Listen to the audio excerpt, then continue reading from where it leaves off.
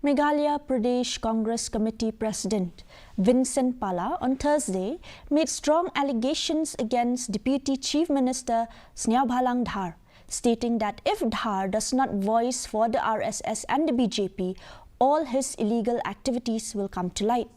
Pala's response comes after Dhar had commented that Congress will soon be wiped out from the state. Reacting to this statement, Pala stated that Dhar is the spokesperson of the BJP and what the BJP has been talking about Congress, Mukt Bharat, similarly, he is voicing the same.